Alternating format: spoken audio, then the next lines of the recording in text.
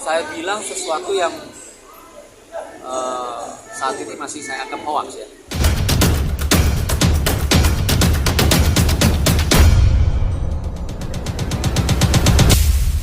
Setelah tadi malam saya menandatangani puasa dengan Dokter Oki, ya 2,5 jam Dokter Oki saya wawancara terkait dengan apa sih peristiwa yang terjadi yang melibatkan Dokter Oki. Saya juga harus melihat dan mendengarkan alat bukti yang dimiliki oleh Dokter Oki, ya, sehingga saya mantap untuk menjadi kuasa hukumnya Dokter Oki karena saya sudah mempertanyakan beberapa pertanyaan selama 2,5 jam tadi malam. Bang, banyak spekulasi dari netizen bahwasannya Dokter Oki katanya terlibat juga, Bang. Ini tanggapannya seperti apa sih? Itu saya bilang sesuatu yang saat ini masih saya anggap hoax ya. Karena tadi malam saya betul-betul melihat ya dan mendengar, melihat alat bukti, mendengar langsung ceritanya dari Dokter Oki maupun ada rekaman-rekaman ya, baik itu video maupun rekaman suara. Jadi kita tidak boleh mendahului proses hukum tentunya dan menyatakan seseorang itu terlibat atau bersalah atau menjadi tersangka, tidak boleh. Bang, yang digadang-gadang dengan bahasa perantara seperti apa, Bang? Perantara. Jadi begini, Dokter Oki ini kan punya banyak teman, termasuk para dokter-dokter kecantikan yang juga memiliki skincare. Nah tentunya juga kita ketahui Dokter Oki ini kan kedekatannya dengan Nikita Mirzani, selain memang Nikita itu sebagai BA, brand ambassador, dan juga secara pertemanan mereka dekat. Nah, sehingga ketika ada seseorang baik itu dokter ya atau pemilik skincare atau yang merasa dirinya mafia skincare itu ketakutan karena direview mungkin barangnya sama Nikita, maka dia atau orang-orang ini mencari siapa yang bisa berkomunikasi atau menjembatani mereka dengan Nikita Mirzani, kurang lebih seperti itu. Nah, dokter sendiri, saya mengenal Dokter Oki itu dari tahun sekitar ada 5 tahun lalu ya.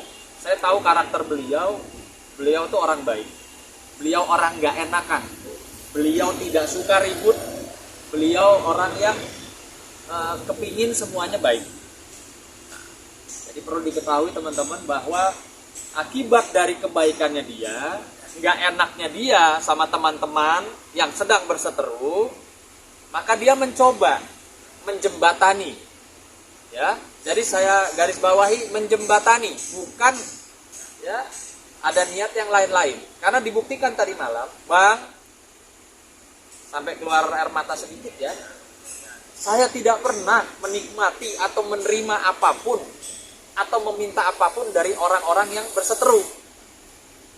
Gitu loh. Jadi dia memang menjembatani. Udah, ini mau ketemu, mau silaturahmi, udah silakan kalian urus sendiri ya. Nah, tapi ketika ada satu persoalan, ada miskomunikasi di si A dengan Nikita, ya dua-duanya juga balik lagi ke Dokter Oki. Jadi saya rasa Dokter Oki ini adalah seseorang yang baik, tapi di tempat yang salah, di tempat orang yang sedang berseteru. Itu loh. Nah, maka saat ini juga saya ingin menghimbau, ya, para penasehat hukum, ya, rekan sejawat saya yang saya lihat hampir setiap hari di bulan suci Ramadan ini, ya, fokusnya hanya terlihat emosi kepada pihak penyidik. Karena kenapa cuma Nikita sama Mail yang ditangkap? Ya, masih terlihat kepingin ya klien saya Dokter Oki atau kepingin dokter yang lain atau orang-orang lain ikut masuk. Ya, ikut masuk ditahan. Cobalah gitu loh. Di bulan suci Ramadan ini kita agak sedikit menurunkan emosi Ya, jangan kalian dijadikan alat pemuas oleh klien-klien kalian. Mail sudah masuk, Nikita sudah masuk, kliennya belum puas, maka wah ini harus dokter Oki masuk. Jangan. Kita ini kan kita sama-sama. Kalian lapor polisi tentunya kalian percaya sama polisi. Kalian lapor ke Polda, kalian percaya dengan penyidik Polda Metro Jaya. Percaya bahwa mereka bekerja secara profesional. Buktinya apa? Buktinya tidak ada tuh yang katanya orang-orang Nikita kebal hukum. Buktinya apa? Kinerja dari pihak penyidik Polda Metro Jaya, khususnya Direktorat Cyber, Nikita ditahan, Mail ditahan. Ya kan? Itu sudah membuktikan bahwa penyidik Cyber Polda Metro Jaya itu bekerja secara profesional. Namun demikian, sekali lagi saya himbau teman-teman rekan sejawat saya yang ada di pihak sebelah, jangan memaksakan kehendak. Jangan memaksakan, wah nggak cukup dengan Mail, nggak cukup dengan Nikita Mirzani, mesti ada tersangka lainnya. Nggak bisa. Ini kan masih dalam proses hukum. Semua itu bekerja secara hati-hati dan profesional. Gitu loh. Maka saran saya, himbauan saya kepada teman-teman abang-abang saya yang senior itu, ikuti saja proses hukumnya. Ya. Jangan mengedepankan keinginan gitu loh. Nggak terima nih kalau cuma 2 aja. Jangan. Pastilah kalian kan lebih senior dari saya, jam terbang lebih tinggi dari saya. Kalian tahu dan aturan proses hukum seperti apa. Gitu loh. Bang, jadi dokter Rocky datang nggak bang? Kalaupun memang ini kan masih dalam terus penyidikan ya bang, masih penyidikan pembuktian segala macam. Kalaupun memang pada akhirnya katakanlah memang ada kesertaan, selama itu sudah proses panjang, itu oke dong berarti dong. Maksudnya? Gitu loh. Kan tadi abang bilang janganlah memaksakan. Loh, ya Iya, memang. betul. Ini kan dalam proses. Iya kan masih proses hukum masih berjalan. Betul. Tapi Gitu loh. kalau di tengah jalan pada akhirnya memang ada sedikit keterlibatan, berarti ada pembelaan dulu dari abang nanti ya dong. Ya nanti kita lihat. Ya kan arti seperti saya sampaikan bahwa dokter Oki tadi malam 2,5 jam sudah menceritakan seutuhnya berdasarkan juga dengan bukti-bukti yang dia miliki kepada saya. Sementara ini sampai detik ini dengan apa yang disampaikan dokter Oki, ya saya memahaminya bahwa ini adalah orang baik yang berada di salah tempat, di tempat orang yang pada berseteru. Ya,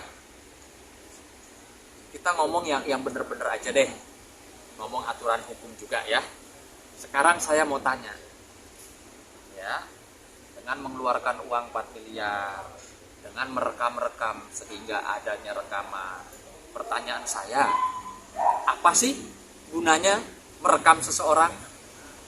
Kalian tahu nggak kalau merekam-rekam orang tanpa hak, tanpa izin, dan kalian itu bukan institusi, ya, bukan KPK, bukan kejaksaan, bukan pihak kepolisian atau pihak-pihak instansi yang berwenang, itu kalian juga ada pasalnya loh, ya, ingat gitu loh.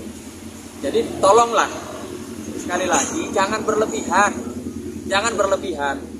Keinginan kalian kan sudah harusnya saya juga apresiasi lah gitu ya. Para senior saya di sebelah sana itu berhasil. Se-Indonesia mungkin sedunia tahu bahwa orang yang dianggap kebal hukum seperti Nikita Mirzani sudah kalian bisa masukin gitu loh. Ya. Jadi mau apa lagi? Kalau dokter Oki jadi hadir bang. Yang bilang nggak datang siapa? Ya, saya masih dalam komunikasi karena saya kan ada janji sama penyidik juga, ya. Gitu. Tadi penyidik telepon saya, bang, mohon izin saya masih di Barreskrim. Gitu loh, berkenan nggak? Ya sudah, saya bilang saya sudah ada di Polda. Bang, dengan beredarnya rekaman suara bukti-bukti chat yang di akun-akun itu, ada nggak sih potensi dokter Oki konsultasi ke abang bakal melaporkan bang? Ya, jadi yang pasti saat ini saya selaku kuasa hukumnya Dr. Oki sedang mencermati, mengamati apa yang kalian akan bikin ke depan. Ya. Yang pasti teman-teman juga tahu, seluruh masyarakat Indonesia khususnya para wanita, saya itu selalu ada garda, ya, di garda terdepan untuk membela wanita. Apalagi terkait dengan skincare. Saya pernah menyampaikan, ya, di bulan lalu bahwa saya siap ya menjadi pembela para korban skincare atau produk-produk skincare yang merugikan masyarakat. Sehingga saya dapat pastikan saya tidak akan berdiri atau mendampingi para pengusaha atau para mafia skincare. Itu dapat saya pastikan saya tidak akan berdiri di sisi mereka. Ya. Dan untuk nanti ke depannya saya sudah mengumpulkan alat bukti, baik itu rekaman video, rekaman suara juga ya, lalu juga alat bukti produk-produknya mereka yang overclaim. Dan nanti kita lihat. Kalau saya orangnya mungkin ya, kita mau fokus aja ibadah di bulan suci Ramadan. Nanti mungkin saya gaspolnya setelah Lebaran. Ya. Ya. Ini ada pertanyaan lagi bang, ini banyak yang netizen berspekulasi bahwa dokter G juga kecipratan uang dari NN. Ini udah dijelasin. Itu tadi malam sudah saya pastikan, dia juga sampai demi Allah demi Tuhan, dia menyatakan bang, tidak ada 1 rupiah pun yang saya terima dari apapun ya persoalan hukum saat ini.